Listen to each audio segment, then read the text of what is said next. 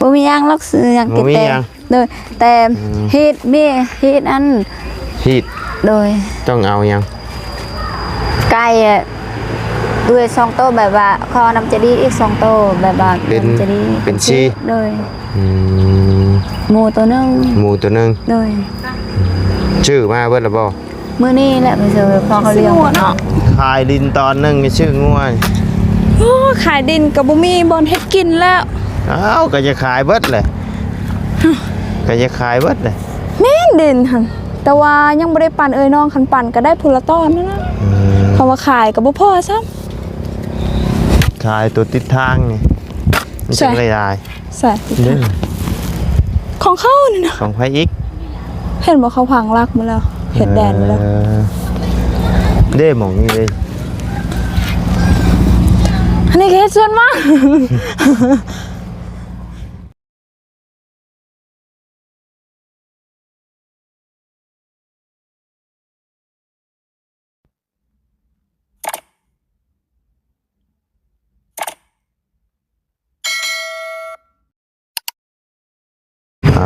เฮ็ดอีหยังกินนี่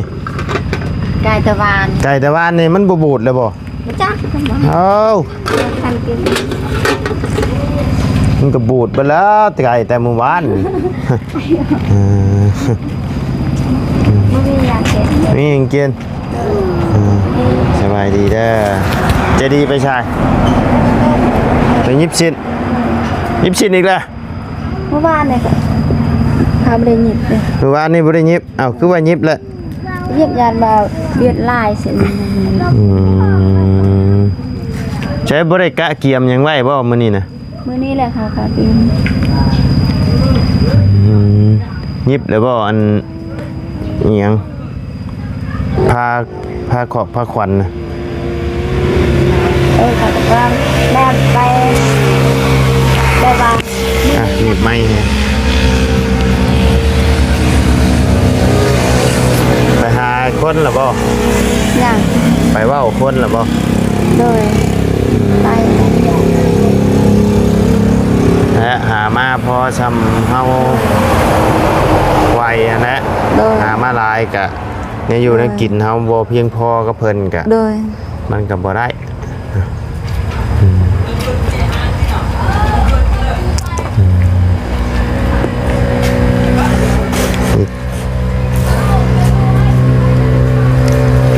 ขัวไว้แล้วบ่เขาขัวมักพริกขัวแล้วเวลามักเพชรยังไปซื้อให้เจดีบ่ไปซื้อพอไปซื้อเองน่ะยังงั้นได้ไปซื้อมักเพชรขัวเพื่อไว้นะยันบมีแนวเฮ็ดแนวอย่างนี้ข้าวคั่วหมดแล้วสิซื้อยังมากินซะฮะเอาไปนั่งอยู่เพิ่นก็ได้บ่มียังลักษณะกินแต่โดยแต่ฮีดมีฮีดอันฮีดโดยต้องเอายังไก่ด้วย2โตแบบว่าคอน้ำจะดีอีก2โตแบบว่าจะดีเป็นชีโดยหมูตัวนึงโดยชื่อมาเบิดละบ่มื้อนี้แหละไปเจอพอเขาเลี้ยงไปเจอไปซื้อมื้อวานเนี่ยยายมันตายบ่มีชื่ออยู่เชโปนพวกเลยไปก็ต้องไปแต่เช้าแล้วตลาดเชโปนให้หมูที่เพิ่นใช้เป็นไอ้ซุ่มเป็นซุ่มไว้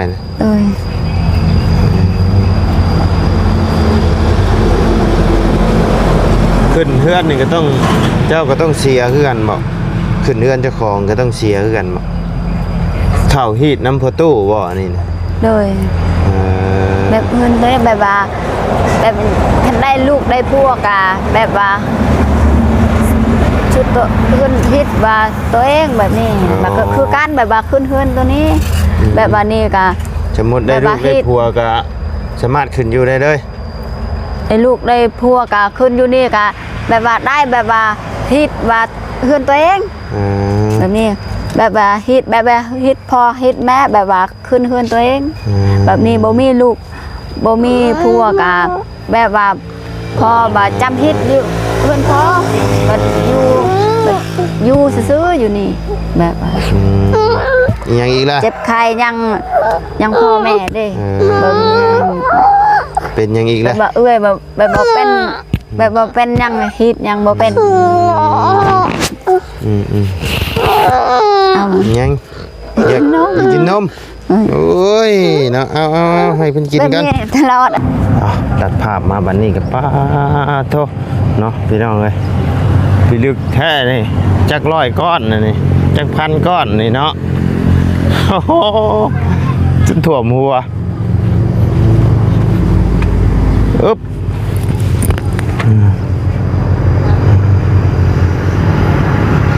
ก่อนอื่นก็กลับทักทายสบายดีเด้อเนาะพ่อแม่พี่น้อง FC เบิร์ดจุกูทุกคนเนาะบ่ว่าอยู่ในและต่างประเทศก็ยินดีต้อนรับเข้าสู่ช่องบ่ไหลคือเก่าคือขุดออกนี่ฮะมันหลายโพดบ่ได้ให้เพิ่นเอาข่าวให้เพิ่นเอาข่าวหลายโพดตอนเพิ่นเอาข่าวจะบ่ได้อยู่ว่าจ้ะคือบ่บอกเพิ่นว่าพอแล้วจ้ะ บอกแล้วแต่ว่าเราเขาลายแผ่นระยานคันแต่ เดี๋ยวยันทางมันแตกแตกบ่บัดนี้ แตกคือเก่า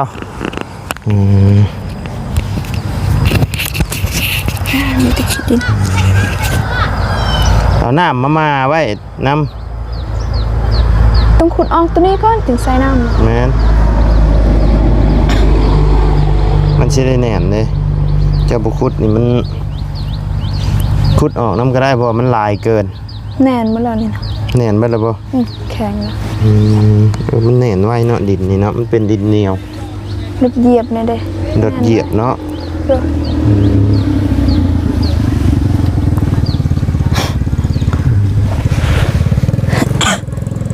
ลายดิ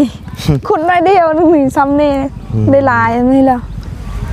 มันแน่นแล้วเด้ แม่นเฮ็ดแต่เช้าคุณบ่ เปิดให้ตะเศร้า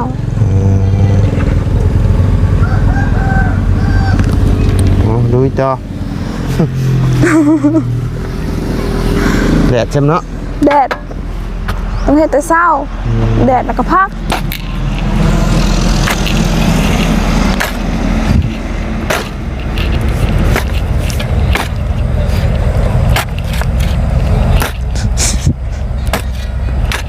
ใจบ่ได้ไปหาอัน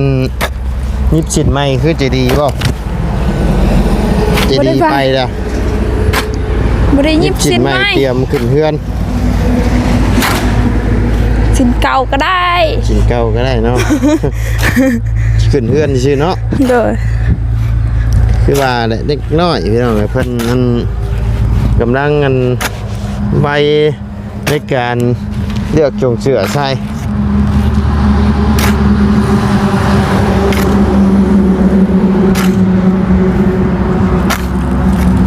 จักพันก้อนบอกนี่ 2,300 2,300พอเลยบอก จัก ฮะ บู้เลยเนาะ น่าจะพออยู่แล้วเนาะ พออยู่นะ งบอีหยังมาครบเรียบร้อย นะ งบก่องบยังบ่มี เด้อยังบ่มีมีแต่บอก มีแต่บอก เลย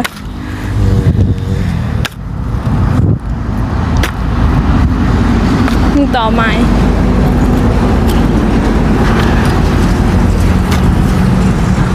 เบิดไปจักล้านนี่ ก็เลย บอกนี่เฉพาะแต่บอก คือว่าได้ยินว่าซื้อ13.8 ล้าน 13 ล้าน 3.8 ล้าน 13 ล้านก็ประมาณ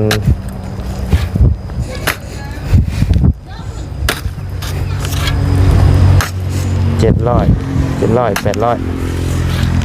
ะมาณ800ปลาย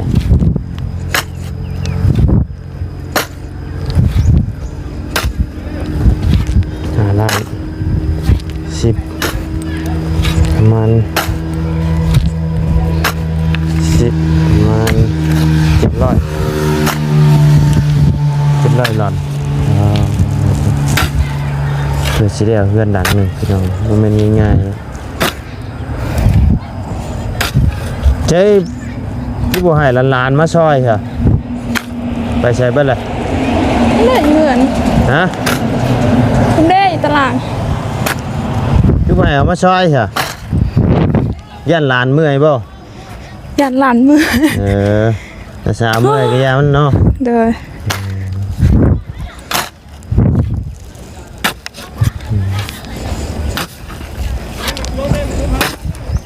เดี๋ยวเราบ่อันอ่างเลี้ยงกบเลี้ยงปลาน่ะ คือว่าสิแล้วมื้อนี้แหละ แล้วมื้อนี้บ่ เด้อ เออ คันสางเฮ็ดไว้ก็แล้วมื้อนี้ ชื่อว่าเราบ่หมูนะ ยัง ฮะ ยัง โอ้ยเนาะ เดี๋ยวแต่เฮงยังบ่ได้หมูมาเลี้ยงอยู่ หลังขายังบ่แล้ว อ๋อยังเช็ดหลังคาอีกบ่ เด้อ เออคือทางนั้นน่ะมีงบมาครบเรียบร้อยเนาะทางนั้นเนาะ เด้อมีครบ อืม เมื่อเด้บ่ล่ะ เมื่อยก็ชูเอานี่นะ สู่ย้อนอยากได้นี่แล้วเนาะ นอนอยากแม่นเมื่อยก็เฮ็ดโดดสำนี่เมื่อยเฮาก็พัก เมื่อยก็พัก ให้สิ เศร้า มา เมื่ ให้ อยเฮ็ด เฮา ต่อ โอ้แม่นเฮ็ด เฮ็ดของเอง บ่แม่น บ่แม่น เฮ็ด รั รั บบ จ้าง จ้าง เนาะ เมื่อยเฮาก็เช้าเมื่อยยากยัง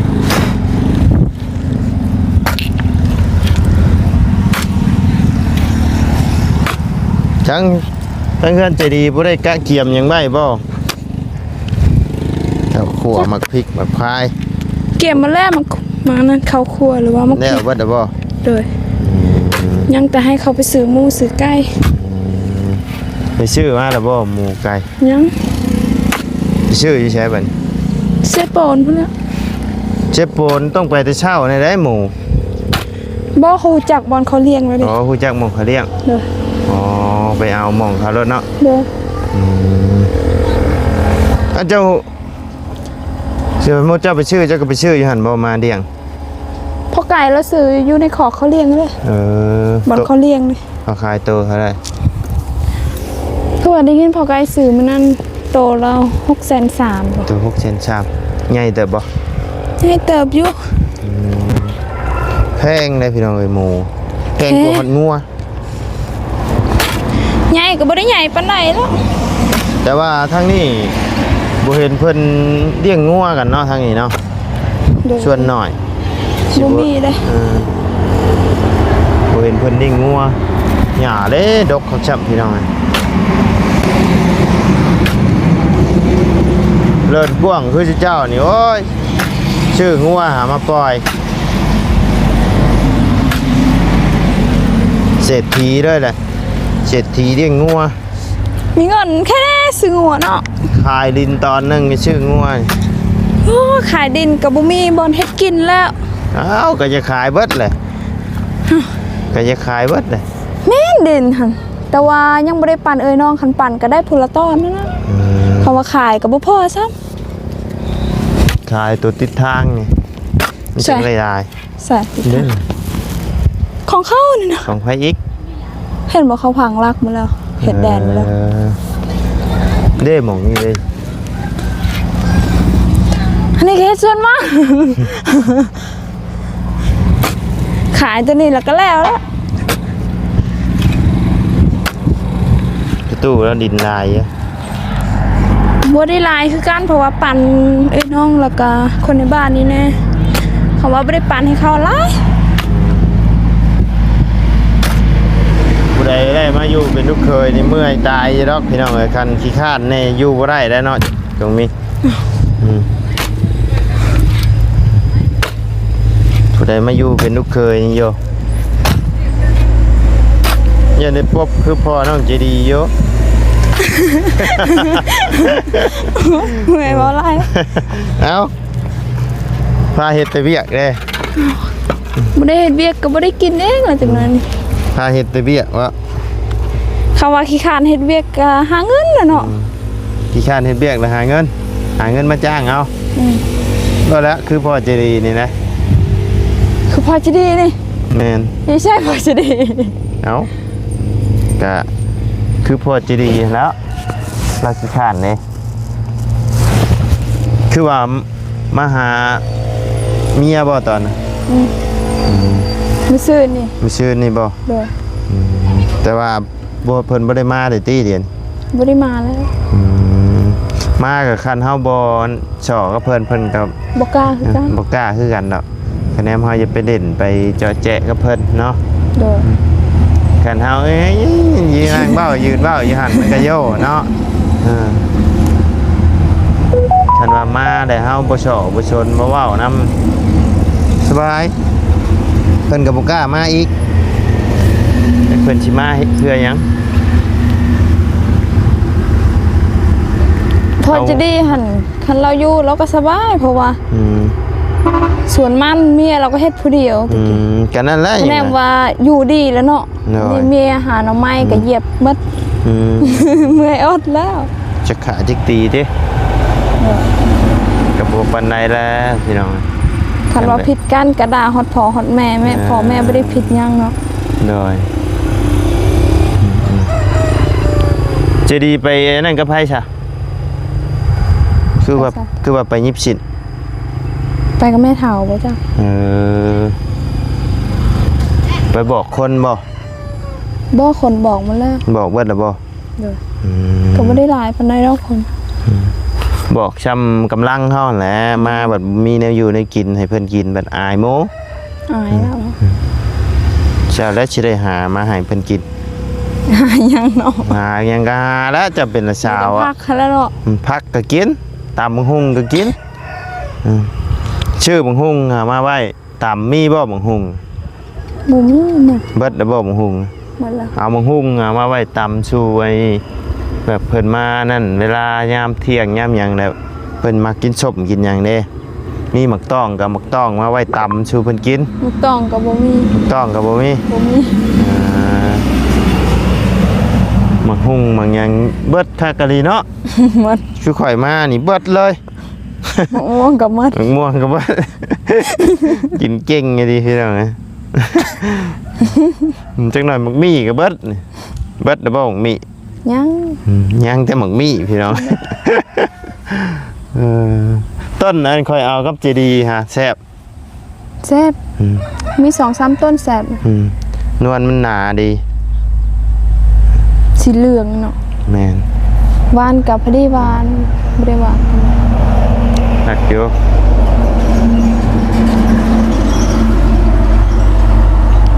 แล้วขึ้นเฮือน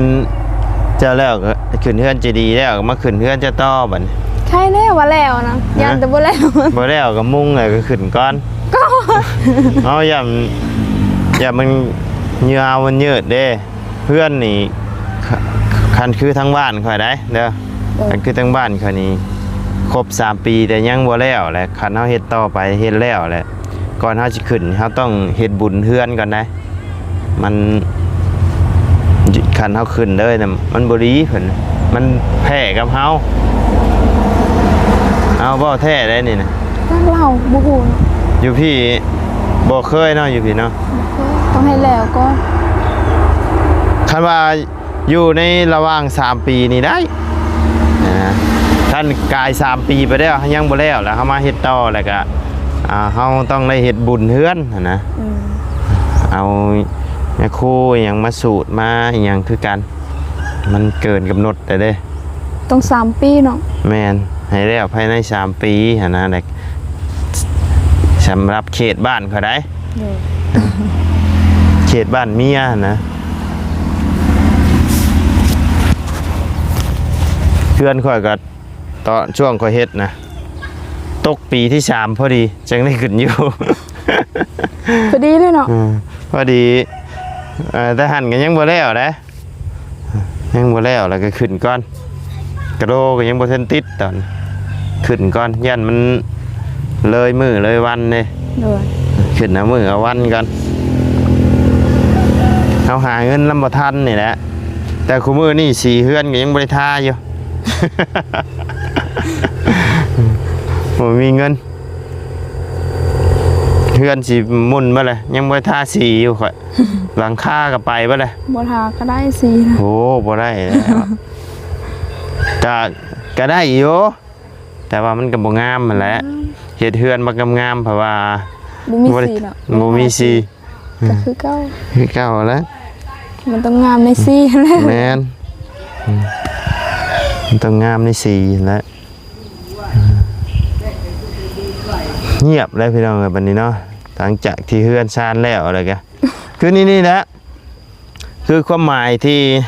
สุข่อยบ่ได้เข้ามาบ่อยหลังจากที่เฮ็ดเฮือนเฮ็ดชานแล้วก็ย้อนในนี่แหละ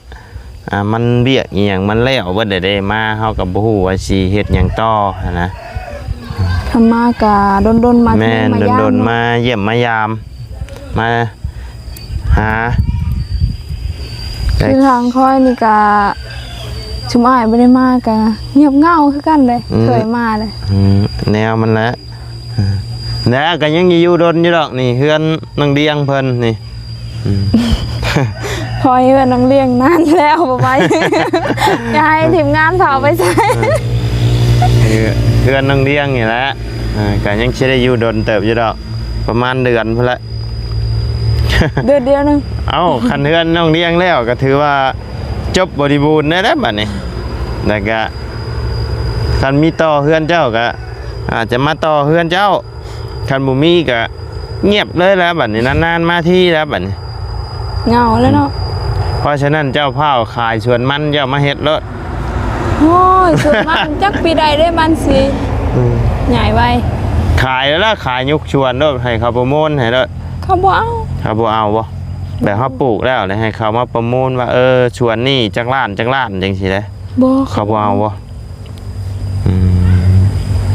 คันว่ามันใหญ่แล้วใกล้เขาสิก้นแล้วก็เจ้าขายยกเป็นสวนให้เขาประมูลเอาเขาซื้ออยู่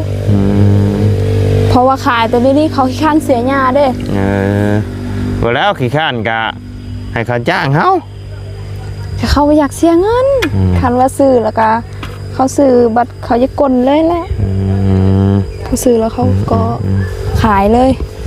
เอาโอเคสู้ต่อบัดนี้เนาะป่ะมีแต่ว่า ไปหากินข้าวกันเด้อวันนี้เด้อสบายดีเด้อมาขอไม้เนี่ยแล้วให้เขาเอาข้าวลายพวกมันนั่นเลยให้เขาเอามาไว้ข้างๆนี่ก็ได้ส่วนเขามันจะงาม หากว่ามื้อนี้เจ้าเอาเขาบ่ได้มีแต่ป่าไอ้แคมแถมมันก็สิสวนเขาเอง เอาเขาเอาส่วนเขาก็ได้ ได้แบบนี้แหละเมื่อยเอง จะเมื่อยเอง เจ้าเอาล่อยังก็ได้ล่อสุกเอามันไก่กันพอต่อพอจะรอกนี่เนาะ2,000กว่าก้อนนะพี่น้องเอาโอเคสำหรับพี่น้องเลยสำหรับคลิปนี้ทั้งบาไลก็จะได้ขอจบคลิปปิดคลิปลงไปเพียงสำนี้ก่อนเด้อพี่น้องเด้อพบเจอกันคลิปหน้าเนาะขอบคุณขอบคุณพ่อแม่พี่น้องFC เปิดทุกคนเนาะที่เข้ามาติดตามนะครับส้มทั้งสองบาไลเนาะสำหรับคลิปนี้ลำลาแล้วพี่น้องสบายดีเด้อ